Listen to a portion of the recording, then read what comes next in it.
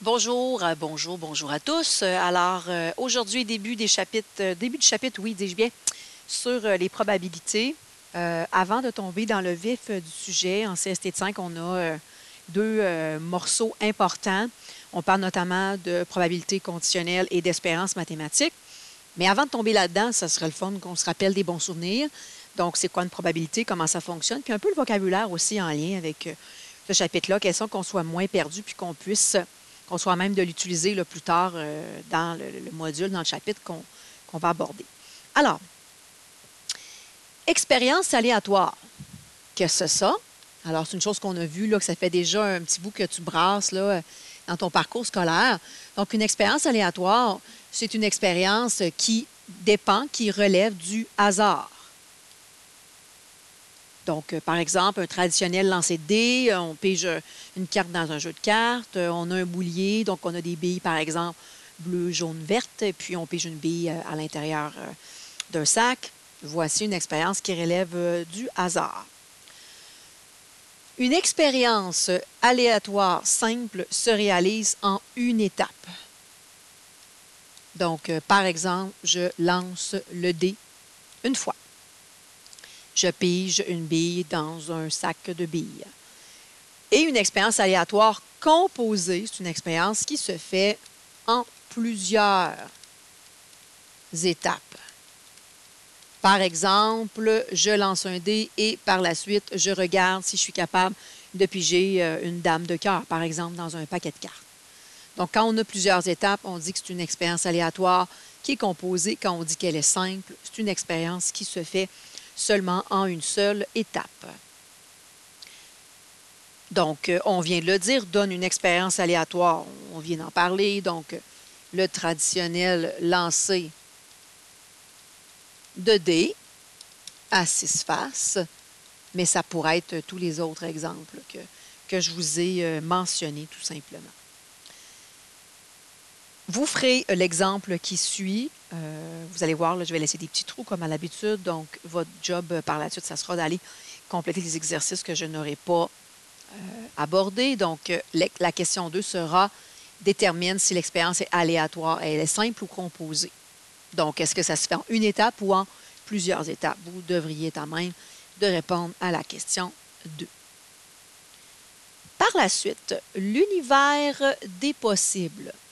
L'univers des possibles, c'est quoi? C'est l'ensemble de tous les résultats possibles d'une expérience aléatoire. Et rappelez-vous, on note ça oméga, le signe, la lettre grecque qui se note comme ça. Alors, par exemple, si je lance un dé à 6 faces, oui, quel est l'univers des possibles? Bien, je peux avoir un 1, un 2, un 3, un 4, un 5 ou un 6. Pour la suite là, du paragraphe, je vais y revenir dans quelques instants. Je préférais aller faire un exemple. Par la suite, je vais remonter là, dans la petite question que vous avez, en fait, le petit détail que vous avez dans le paragraphe qui est devant vous. Alors, exemple, quel est l'univers des possibles de chacune des expériences aléatoires suivantes? Donc, par exemple, choisir une journée de la semaine. Alors, quelles sont les possibilités? Bon, on les connaît, les journées de la semaine. Comment noter l'univers des possibles? On met notre oméga, le égal, et on ouvre une accolade. Ça ne s'écrit pas malheureusement autrement que ça. C'est comme ça que ça s'écrit au niveau de la communication mathématique. À l'intérieur des accolades, on met toutes nos possibilités. Donc, quelles sont mes journées de semaine? Bien, on a lundi, on a mardi, et ainsi de suite.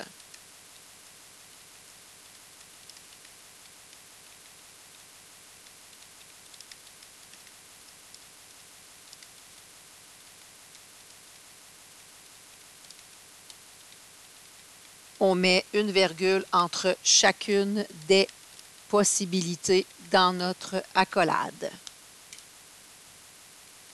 Oui, ça peut être laborieux écrire notre univers des possibles, mais on prend notre mal en patience et on fait bien les choses. Donc, lundi, mardi, mercredi, jeudi, vendredi, samedi, dimanche, on met une virgule entre chacune des possibilités et on finit en terminant avec l'accolade. 2 pièces de monnaie sont lancées et on s'intéresse aux faces sur lesquelles elles tombent. Alors ici, c'est une expérience en 2 étapes. C'est une expérience composée parce qu'on a 2 lancées. Alors, comment on va écrire l'univers des possibles quand on a une expérience composée? Bien, on va aller mettre toutes les possibilités combinées et on va les mettre en parenthèse dans notre accolade. Donc ici, quelle est la première possibilité si je lance 2 pièces de monnaie? Bien, au premier lancer, je pourrais avoir pile et au deuxième lancer, je peux avoir pile. La combinaison de ces 2 lancers-là, c'est une de mes possibilités de mon expérience. Je mets ça entre parenthèses et j'enchaîne avec l'autre possibilité combinée. Alors, je pourrais avoir pile et je pourrais avoir face à mon deuxième lancer. Je pourrais avoir face et je pourrais avoir pile. Ce n'est pas la même chose que la deuxième possibilité ici parce que ici, hein, on lance la première pièce et ensuite la deuxième pièce. Et la dernière possibilité, ce sera face à mes 2 lancers. Donc, quand j'ai une expérience qui est composée, on met nos possibilités entre parenthèses.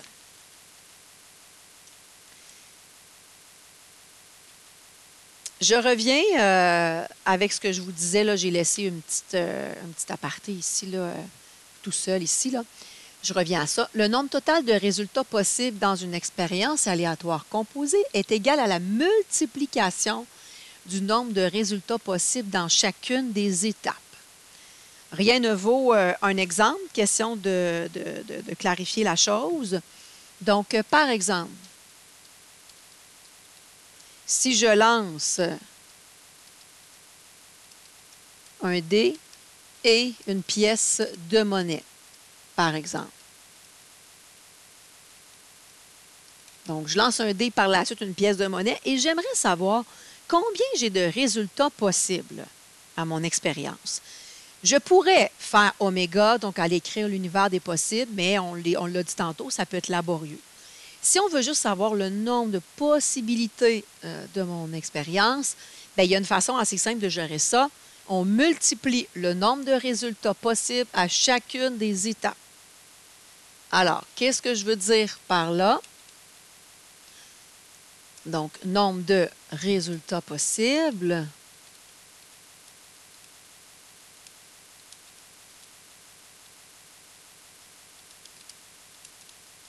Alors, qu'est-ce qu'on peut faire?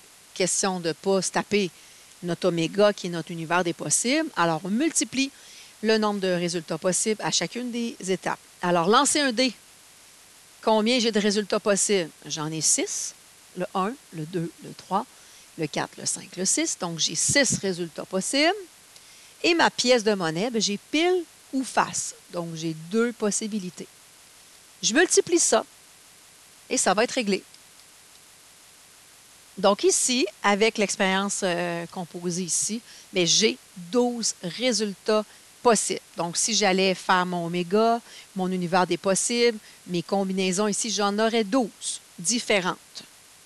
Donc quand on nous demande seulement la quantité là, de résultats possibles, la multiplication de chacune des étapes là, au niveau des possibilités est rapide et ça nous permet de répondre rapidement à la question. Par la suite, deuxième point, en fait, troisième point que je veux aborder avec vous, c'est la notion de mode de représentation. Donc, comment on peut représenter les différentes situations là, qui se présentent à nous en probabilité. Alors, rien ne vaut un exemple, question de s'y coller. Voilà l'expérience en 2 étapes suivantes. Écrire le nom de ta couleur primaire préférée entre le rouge, le bleu et le jaune. Écris la couleur du feu de circulation au bout de la rue des loisirs. Alors, si on y va, dans un premier temps, on peut noter les possibilités avec notre univers des possibles. Ça peut être une façon de noter les choses. Alors, si on va voir les possibilités, donc on a rouge, bleu et jaune, on peut prendre la première lettre des couleurs, question de nous simplifier un peu la vie dans notre oméga. Si je regarde la couleur des feux de circulation, bien, c'est quoi les possibilités? Bien, le feu peut être rouge, le feu peut être jaune et le feu peut être vert. Alors, première façon d'aller représenter la situation avec notre oméga, avec notre univers des possibles. Alors, comme ici, j'ai une expérience à 2 étapes, mes possibilités seront entre parenthèses à l'intérieur. Donc, qu'est-ce que je peux avoir? Bien, je peux avoir rouge comme couleur primaire et rouge sur le feu de circulation. Je peux avoir rouge comme couleur primaire, jaune au feu de circulation, rouge avec la couleur primaire et vert comme feu de circulation. Par la suite, qu'est-ce que je peux avoir? Alors, je peux avoir bleu comme couleur primaire, rouge comme feu de circulation, bleu, jaune et bleu-vert. Vous voyez là, que je suis très stratégique dans ma façon de numéroter, en fait, d'écrire toutes mes possibilités. Là. Je me tape toute la couleur rouge au niveau des couleurs, toute la couleur bleue, et là, vous me voyez venir, là, je vais passer au jaune au niveau de la couleur primaire. Question de ne pas en oublier au passage. Donc, jaune, je peux avoir, jaune comme couleur primaire, rouge, feu de circulation, jaune, jaune et jaune, vert.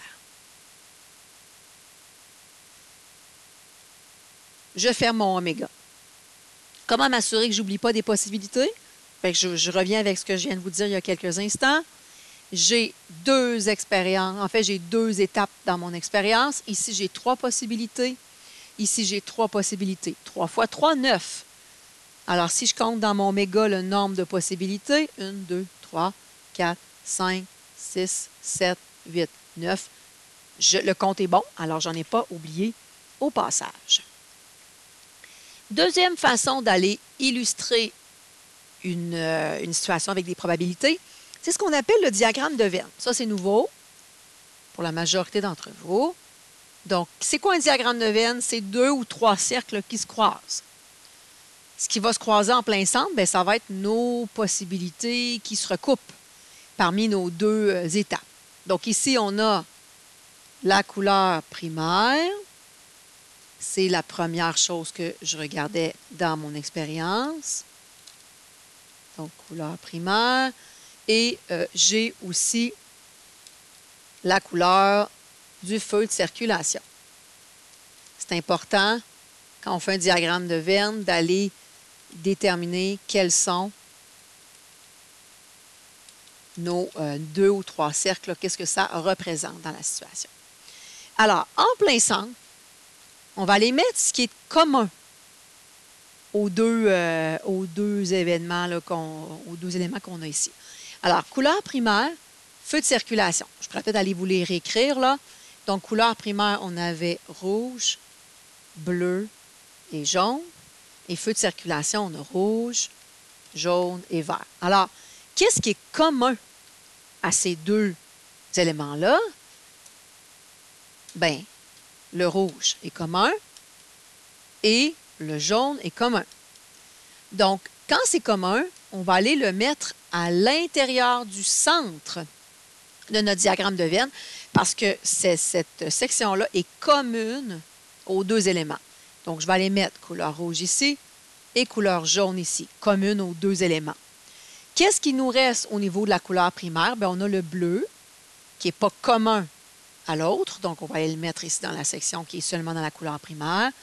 Et qu'est-ce qui nous reste au niveau de la couleur du feu de circulation? On a le vert qui n'est pas commun à l'autre. Donc, on va aller mettre le vert ici. Voici une façon d'aller aussi illustrer notre situation avec nos probabilités, qui est le diagramme de Venn. Vous allez voir, en probabilité conditionnelle, on va beaucoup l'utiliser. On y reviendra. Inquiétez-vous pas. Troisième façon de représenter une situation, c'est le tableau à double entrée. Donc, qu'est-ce qu'on peut, comment on le fait? Bien, on écrit qu'est-ce qu'on a. Donc, on a la couleur primaire qu'on va aller mettre ici horizontalement et on a la couleur du feu de circulation qu'on va les mettre verticalement. Mais vous auriez pu les inverser, il n'y aurait pas de problème.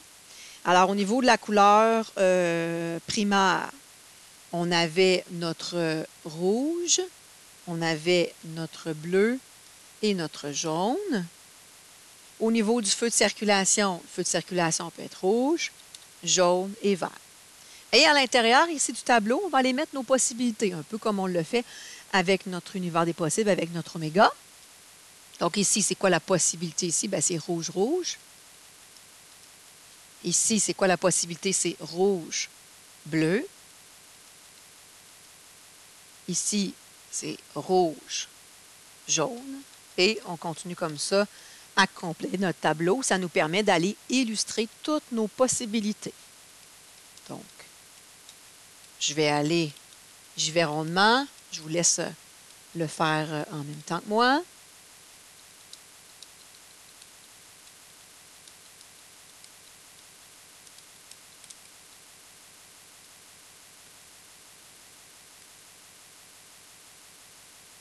Donc, le diagramme de Venn, au même titre que notre univers des possibles, nous permet de voir l'ensemble des possibilités de notre expérience composée ici.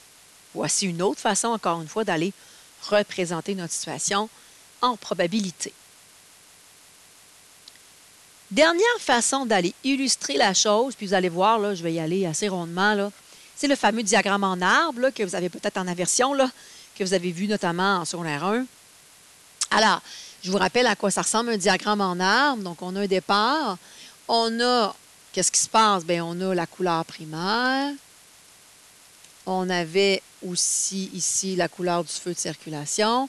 Et là, rappelez-vous, là, vous mettiez, OK, couleur primaire, on a le rouge, on a le bleu, on a le jaune. Et là, rappelez-vous, là, vous faisiez des branches comme ça pour aller dire, voici les possibilités pour la couleur primaire. Au niveau du feu de circulation, je peux avoir du jaune, du rouge, du vert. Et là, rappelez-vous, vous aviez ces possibilités-là comme ça. Et vous continuiez comme ça, là, hein, pour aller illustrer l'ensemble des possibilités pour finalement arriver à 9 possibilités aussi, là, ici, au bout de votre diagramme en arbre. Je vous rappelle que c'est une façon d'illustrer la situation, mais écoutez, on n'y reviendra pas tant là, sur le diagramme en arbre, là.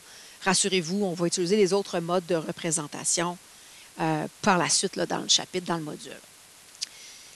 Ici, donc voilà nos modes de représentation. Donc, oméga, donc l'univers des possibles, le diagramme de Venn sur lequel on reviendra, le tableau à double entrée, qu'on utilisera aussi en probabilité conditionnelle, et le diagramme en arbre sur lequel on reviendra plus ou moins, mais je voulais quand même vous le représenter parce que c'est une façon quand même d'illustrer toutes les possibilités dans une expérience aléatoire.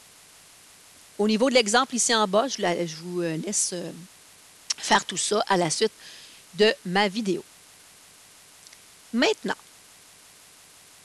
avant-dernière section que je veux aborder avec vous, la notion d'événement. Donc, c'est quoi un événement? C'est un sous-ensemble d'oméga. Donc, par exemple, lancer un dé, oméga, on le sait, les chiffres de 1 à 6. Bien, un événement, ça serait, par exemple, avec le lançage du dé, ça serait piger, en fait, tirer un nombre pair. Donc, un nombre pair, vous le savez, c'est 2, 4, 6 sur un dé. Donc, c'est un sous-ensemble d'oméga qui est, dans mon exemple, 1, 2, 3, 4, 5, 6. L'ensemble vide et l'univers des possibles sont aussi des événements. C'est des possibilités. L'ensemble vide, hein, c'est quelque chose qui ne se peut pas. Genre, on lance un dé, possibilité d'avoir un 8 sur un dé à 6 faces. C'est clairement pas possible, mais c'est quand même une possibilité, un événement qu'on pourrait obtenir. On note l'événement entre accolades. Oui, voilà. Donc, l'événement en accolade, comme avec oméga. Un événement se réalise dès que l'un de ces résultats se produit. Et un événement est dit élémentaire si l'événement contient un seul résultat. Donc, si par exemple, sur un dé, on dit, on s'intéresse à l'événement, puis j'ai un 4, bien, le 4, c'est un élément, un résultat possible sur mon dé. Donc, c'est un événement qu'on dit élémentaire.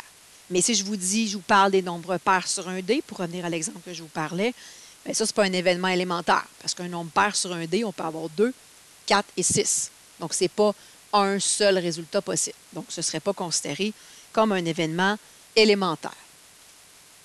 Allons voir un exemple ou deux au niveau des événements. pour voir comment noter les choses. Dans les expériences aléatoires suivantes, donne l'événement, oui, correspondant à chacun des énoncés à l'aide d'accolades. Donc, on revient avec mon lancer de dés. Obtenir un nombre supérieur à 4. On l'a appelé l'événement A. Souvent, on l'appelle par une lettre majuscule. Donc, comment noter cet événement-là? On met le nom de l'événement, égal, et dans l'accolade, on va aller mettre nos possibilités. Donc, c'est quoi les possibilités sur un dé d'avoir un nombre supérieur à 4? Bien, je peux avoir 5 et je peux avoir 6. Pas d'autres possibilités. Voici comment on note l'événement. Donc, ce qui peut se produire quand on lance un dé à 6 faces. L'événement B, obtenir un multiple de 8. Donc, je vous rappelle qu'un multiple de 8, c'est 8, 16, 24, 32, etc. Donc, est-ce que je peux avoir un multiple de 8 sur un dé? Absolument pas. Donc, c'est un événement qui est impossible. Alors, on va le noter tout simplement ensemble vide. Ça ne se peut pas. On ne peut pas aller écrire quelque chose en accolade ici. Là, il n'y a rien comme possibilité. Obtenir un 5. Donc, l'événement C, obtenir un 5, bien là, dans l'accolade, c'est pas mal 5. Hein? Ça, c'est ce qu'on appelle un événement élémentaire.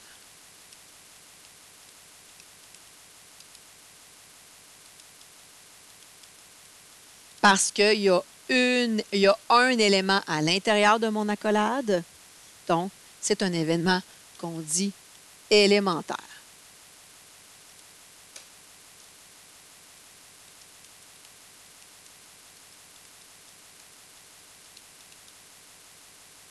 Je vous laisse compléter la suite là, des exercices qui sont sur cette page-là. On termine la vidéo avec le nerf de la guerre, le plus important, qui va être le plus concret, la notion de probabilité. Donc, comment calculer une probabilité? Attention, je suis têteuse sur la façon d'écrire les choses. Donc, quand on va faire une probabilité, il va falloir écrire P avec ce qu'on veut à l'intérieur. Donc, par exemple, si je lance un dé et que je m'intéresse à la probabilité d'avoir un nombre pair, donc tu devras écrire P d'obtenir un nombre pair et par la suite, tu feras ton calcul. Mais c'est très important d'aller écrire ce qu'on recherche avant même de faire notre calcul de probabilité. Alors, une probabilité, comment ça se calcule?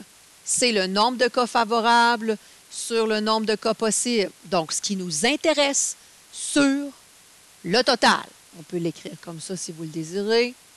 Donc, la probabilité, c'est ce qui m'intéresse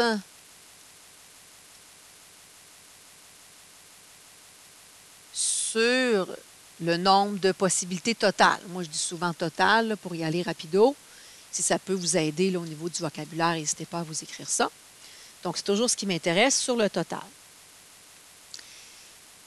La probabilité d'un événement est un nombre compris entre 0 et 1 ou entre 0 et 100%.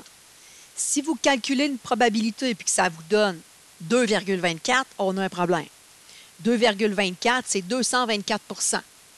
Je ne peux pas avoir 224% de chance qu'il se passe quelque chose dans mon expérience. C'est impossible. Donc, il faut toujours que votre valeur soit coincée entre 0 et 1. Comment on écrit notre probabilité? On peut l'écrire avec une fraction réduite. Donc, il faut réduire notre fraction.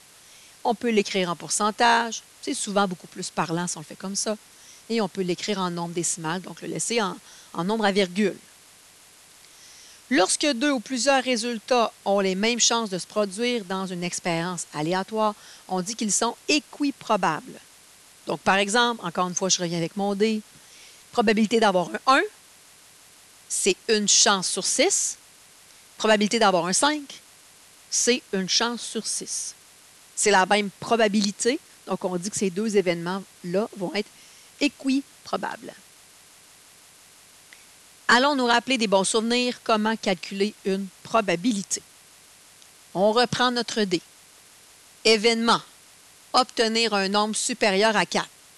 Donc, qu'est-ce qu'on a comme nombre supérieur à 4? Bien, on a sur un dé, on a 5 et on a 6. Donc, si je veux faire ma probabilité, toujours écrire P, entre parenthèses avec ce qu'on cherche. Ici, l'événement a été appelé A, donc on peut l'écrire seulement comme ça, mais si tu ne donnes pas de nom à ton événement, tu devras écrire à l'intérieur de la parenthèse P de nombre supérieur à 4, en français. Important. Alors, une probabilité, initialement, ça se met en fraction. Toujours, ce qui m'intéresse sur le total. Ce qui m'intéresse, c'est ces deux nombres-là, donc 2 chances. Sur un total de combien? Bien, sur un dé, j'ai 6 faces. Donc, chance d'avoir, probabilité en fait d'avoir un nombre supérieur à 4, ici, ça va être 2 sixièmes. Attention ici, on le met en fraction réduite, en pourcentage ou en notation décimale. Ici, en fraction réduite, c'est 1/3. Tu peux répondre comme ça. Ou, bien, tu écris, c'est 33,3 % de chance. Ou, tu l'écris en notation décimale, en nombre à virgule. À ta guise, je te dirais que le nombre à virgule, c'est souvent pas tant utilisé parce que c'est moins parlant. 33,3 % de chance que ça arrive. Ça commence à être parlant. Donc, je te dirais de prioriser le pourcentage et la fraction réduite. J'irai au 2 tout de suite. Je te laisserai faire les autres. Donc, au niveau des jeux de cartes, il y en a qui sont moins familiers un petit peu là, avec ça. Au besoin, n'hésitez pas à me questionner. Il y a toujours des jeux de cartes qui traînent. Je peux aller te montrer ça. Il y en a qui sont moins familiers, puis c'est bien correct. Alors, un jeu de cartes sans joker, note que c'est 52 cartes. Alors, dans un jeu de cartes sans joker, donne la probabilité correspondant à piger une dame. Donc, probabilité de piger une dame. Écrivez à l'intérieur de votre parenthèse que vous cherchez. C'est quoi la probabilité de piger une dame? Donc, combien j'ai de dames? Donc, ce qui m'intéresse, combien j'ai de dames? Bien, dans un jeu de cartes, j'ai une dame de cœur, une dame de carreau, une dame de trèfle, une dame de pique. Donc, j'ai 4 dames sur un total de 52 cartes. Si je réduis ça, numérateur et dénominateur se divisent par 4, donc j'obtiens une chance sur 13 d'obtenir une dame si je pige une carte au hasard dans un jeu de cartes sans joker. Vous pourriez aussi écrire la probabilité en pourcentage si vous le désirez. C'est vraiment à votre guise. Alors voilà, ça fait pas mal le tour là, que je voulais faire avec vous aujourd'hui avec le résumé des probabilités.